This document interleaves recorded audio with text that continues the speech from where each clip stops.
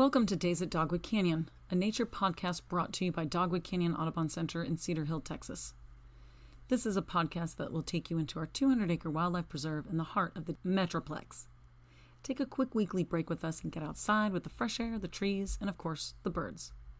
My name is Kirsten, and I'm Center Coordinator Community Programs here at Dogwood Canyon Audubon Center. Welcome, listeners, to our Days at Dogwood Canyon podcast. This is a podcast about nature, birds, plants, and us. We'll talk about how we all rely on each other to live our best lives.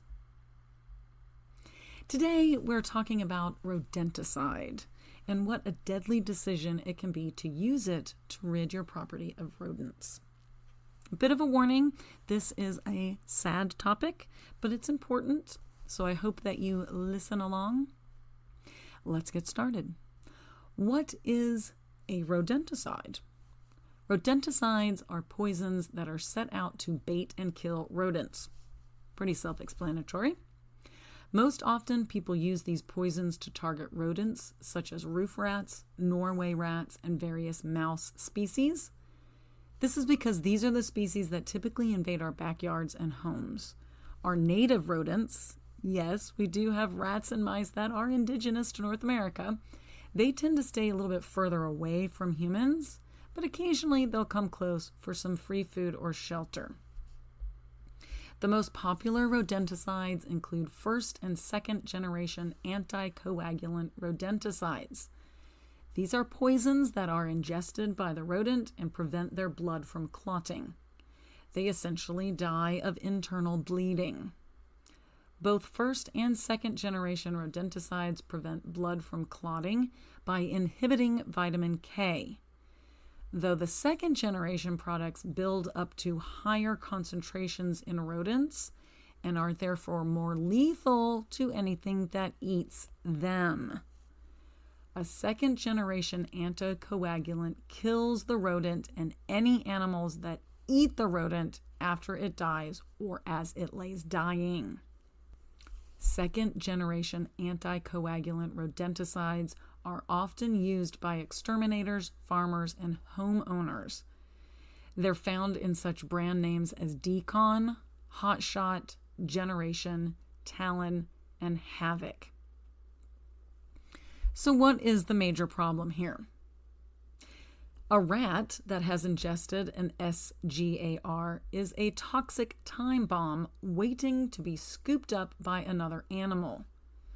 The rodents rarely eat enough of the poison to die inside the bait box. It takes a while to kill them. So they leave the bait box and go about their business until they lose so much blood internally they die. Raptors, such as hawks, owls, falcons, eagles, and scavengers, such as vultures, and other wildlife like coyotes, bobcats, mountain lions, box turtles, snakes, and our own cats and dogs, just to name a few other animals, find these half-dead rodents and think, oh, what an easy meal. And they are exposed to these second-generation rodenticides by ingesting the poisoned rat. It may not kill the larger animals right away, but residual amounts of the toxins build up in the raptor or animal that surpasses the lethal dose applied to the rat. This kills the raptors and other animals that have ingested it. What makes second-generation rodenticides so non-selective is that they kill slowly, so the rodents keep eating them long after they've ingested a lethal dose. By the time they expire, or are about to, they contain many times the lethal dose and are therefore deadly to predators, scavengers, and pets. Now, it doesn't just stop with predators or scavengers that eat rats either. Deer, non-target rodents such as our native species, waterfowl, water birds, shorebirds, songbirds, and children suffer lethal and sublethal poisoning from eating bait directly.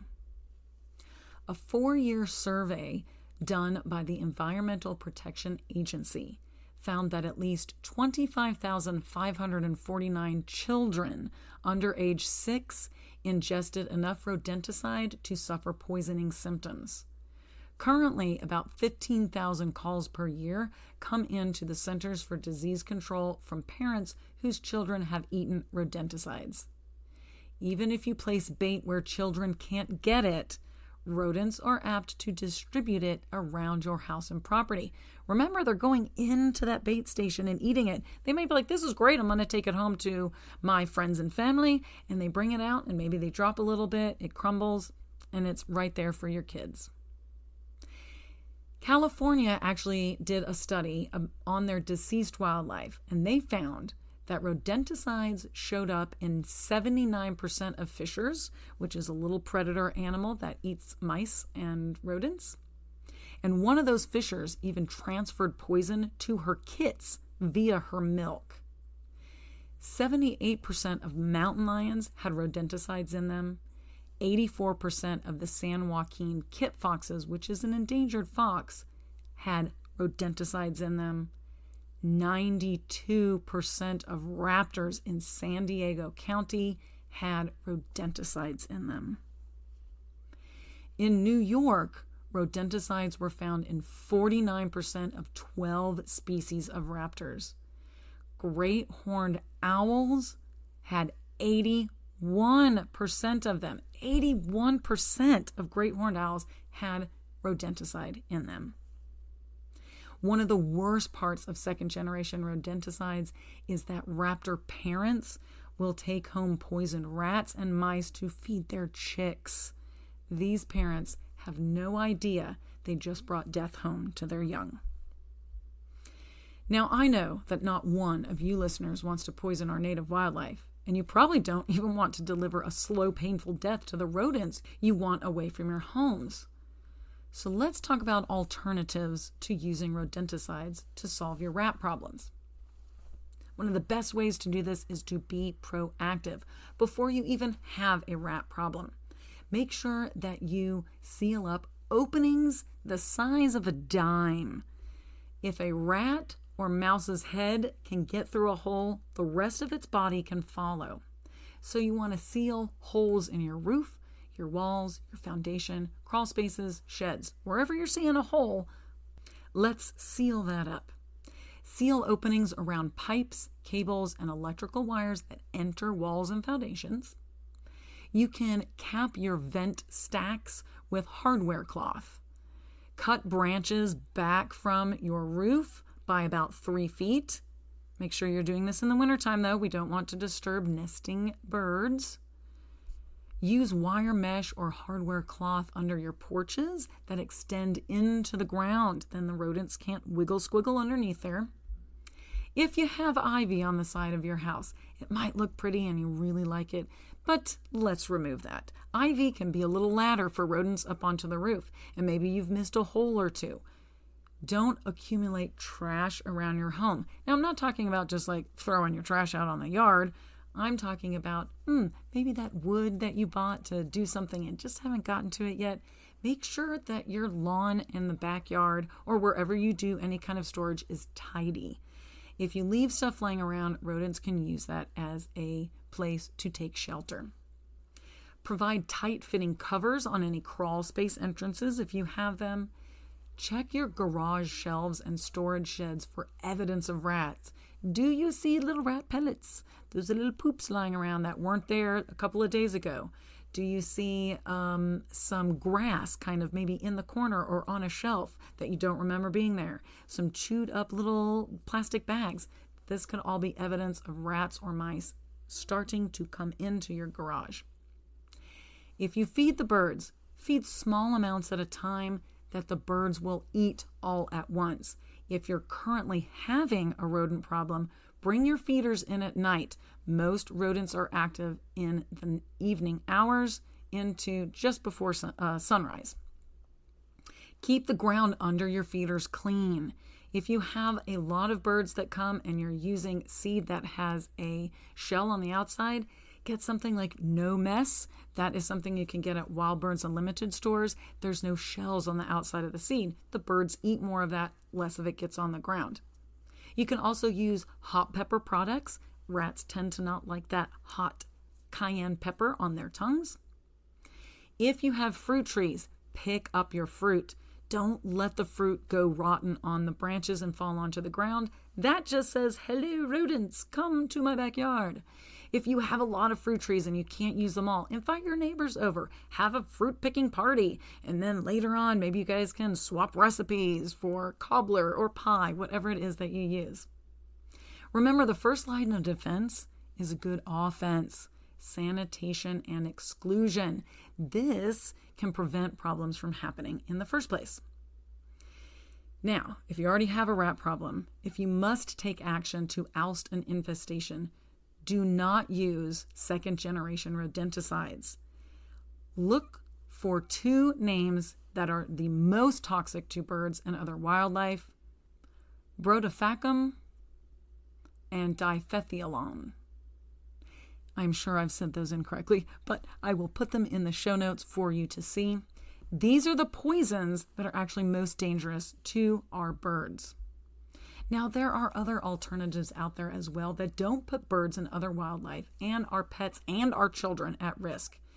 You can check out a great site called Raptors Are the Solution. I'll leave the link in the show notes. They have some excellent ideas for control and deterrence that do not impact wildlife negatively.